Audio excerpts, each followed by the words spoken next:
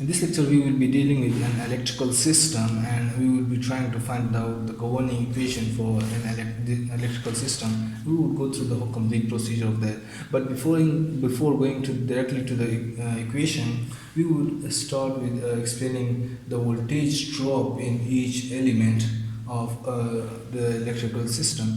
Now we are having a loop. The source voltage is provided right over here, and the voltage drop is in three elements, which is the resistance, the inductance, and the capacitance.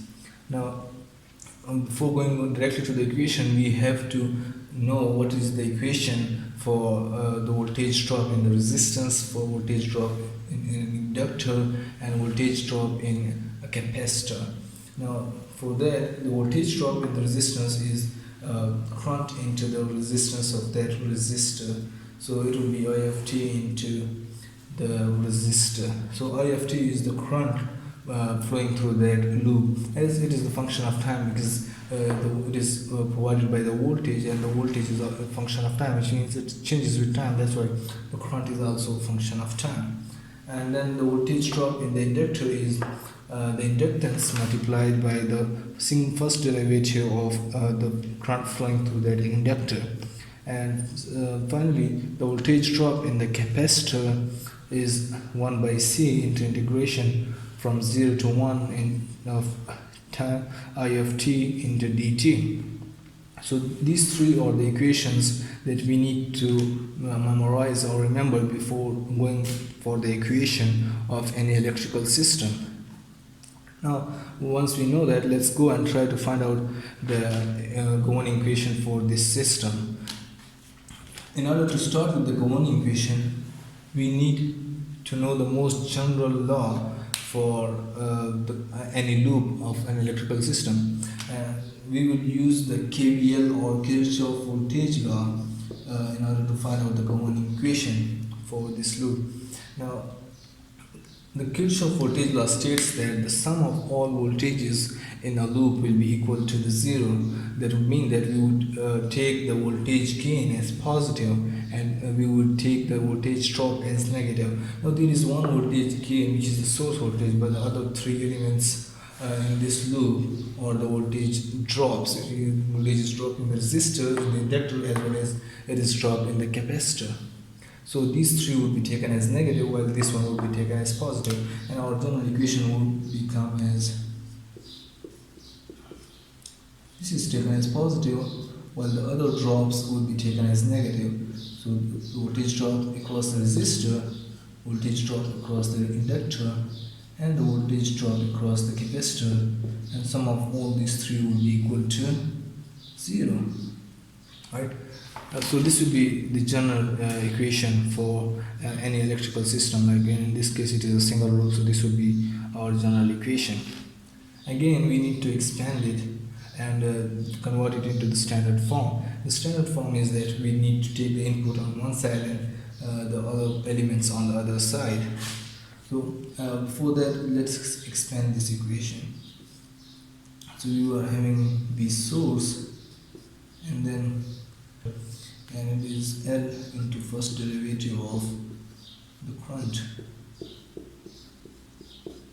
and then the voltage drop across the capacitor is 1 by C into integration from 0 to 1, and then I of t into dt.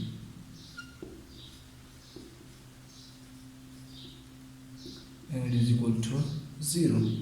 Right? Now this would be our final equation. Now once we get this equation, we have to convert this from the time domain into the frequency domain in order to find out the output. So for that, let's try to convert it. So it will be S of S was converted into the by taking the Laplace transform, and minus this will become R into I of S. Now let's take it as capital because it is being converted into the frequency domain. So, and then minus, and we are taking the Laplace transform of first derivative over here, so it will be L and S, I of S.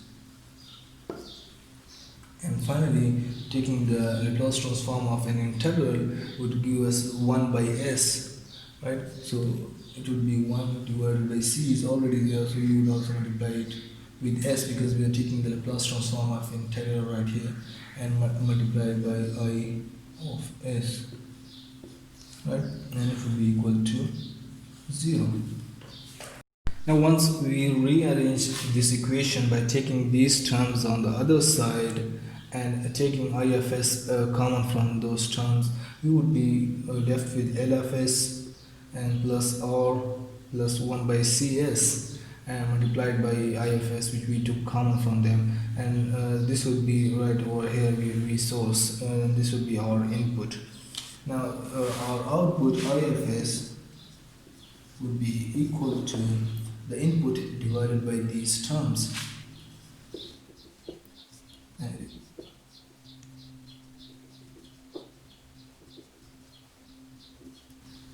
And this would be our final output for an electrical system. Now, this will be our final output in the frequency domain, where our output would be IFS, and the input is the source voltage in the frequency domain multiplied by our transfer function, which is 1 divided by Ls plus R plus 1 by Cs. And generally we don't want this S or the frequency term in the denominator, so we can either take the 1 by C, the CS as LCM, and try to take the S to the numerator rather than being staying here in the denominator. And by that I mean that we will take the LCM of 1 by CS, which will be getting us to be source into S divided by CS and this will be LCS square plus RCS n plus 1, and then we will take this CS all the way up to the numerator, then keeping it over here, which will be right here, and then our transfer function would be in the form as CS divided by LCS square plus RCS plus 1, right? And this will be our final form of our transfer function. And again, you can convert this back to the time domain by taking the inverse transform of this equation. Now we know that this equation gets us to the output I of t when a certain voltage Vs of t is applied to the circuit. But what if we want to find out the relationship between the charge flowing in the circuit with when the certain voltage is applied, rather than finding out the current? We are interested in charge, which is Q. Or what if we want to find out the relationship between the voltage drop in the capacitor when a certain voltage is applied? So what would we do for that? As we already know that I of t would be equal to Q of t divided by time, right? So I is equal to Q over t, that we already know from the general electrical systems.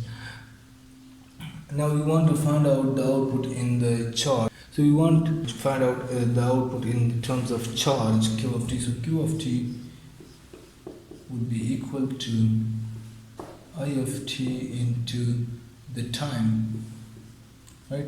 But we are having here I of t, and I of t everywhere. So what should we replace I of t with, so we get the equation in Q of t?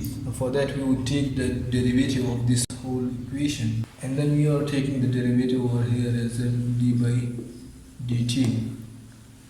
Okay, so our this side would be dq of t divided by dt, and here we are having a t and some value of time, so it would be left with I of t, right?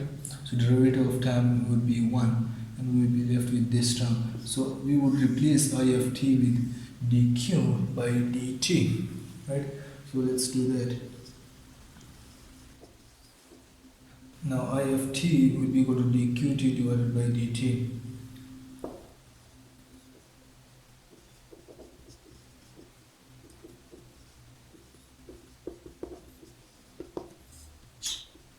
Now here, when we replace I of t with dqt by dt, then we already know that there is an integration, and when there comes a derivative as well, so they cancel out each other, and we are left with 1 by c into only dq, only q of t, right? And then it is equal to the input source voltage. Right, so this will be the equation when you want to find out the output in the terms of the charge flowing in the loop or in the circuit, and then as we can see, it will be the double derivative of the charge q of t plus it will be again the single derivative of charge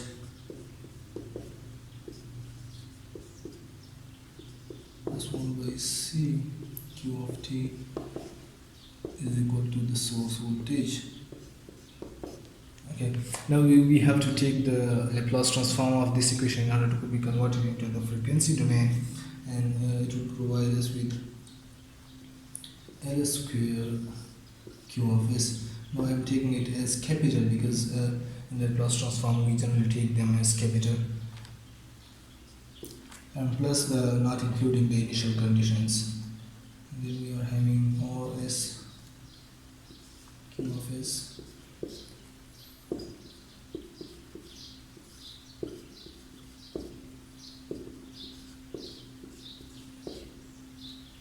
So we converted this equation into our frequency domain, and now we would be finding out the output, which is q of s, and taking q of s as common.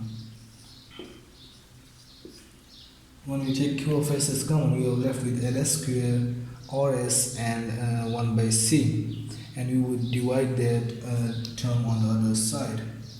So we source voltage divided by Ls square plus Rs plus 1 by c, right?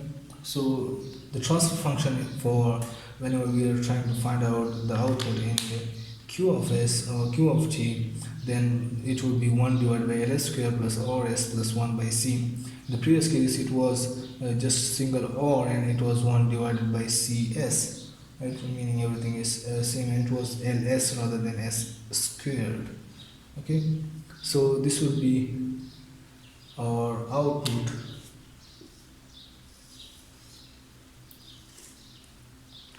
whenever we want to find out the relationship between the input source and the charge flowing in a circuit. And finally, if we want to find out the relationship between the voltage drop across the capacitor with the voltage applied or the source voltage, which would mean that we have to convert this charge into the form of VC or voltage drop across the capacitor. We already know that Q is equal to CVC, where C is the capacitance of the capacitor and VC is the voltage drop in the capacitor. So we can directly replace the Q by CVC, where VC will be again the function of time. As C is constant, so we can take C out, and we will be left with d squared by dt into Vc of t. So we replace Q of t by CVC and then took C out of the derivatives. C is constant, and we will be left with the first derivative of Vc.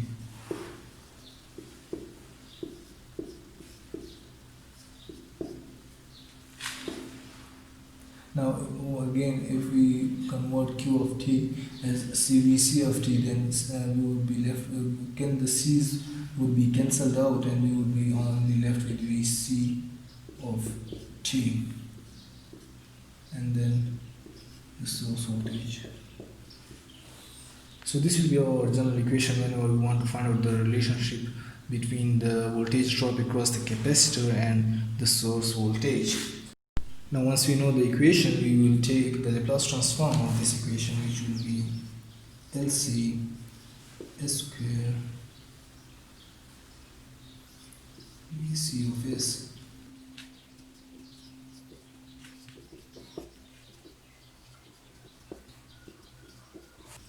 Okay, so this is our final equation for the system when we want to find out the relationship between the voltage drop in the capacitor and the so applied source voltage. Then you will take VC common in order to find out the output. So it will be VCS and into LCS square plus RCS plus 1, right? When we take VCS common, and then we would divide those terms on the other side. So it will be equal to the source voltage divided by LCS square plus RCS plus when we take this common, then it will be left with 1. Okay, so this will be our final output equation whenever we want to find out the relationship between the voltage drop in the capacitor and the source voltage. And then again, if you want to find out in the time domain, you have to convert it back by taking the inverse Laplace transform, or transfer function in this case will be 1 divided by LCS square plus RCS plus 1. This was all for the electrical systems and how we can derive the equations for that. I hope it is very much clear. If you still have any issues, just write down in the comment section. I will try to answer that. Best of luck. Goodbye. If you liked my video, please hit that thumbs up. If you haven't subscribed yet, please do subscribe. Would really appreciate the support. Wishing you the best of luck.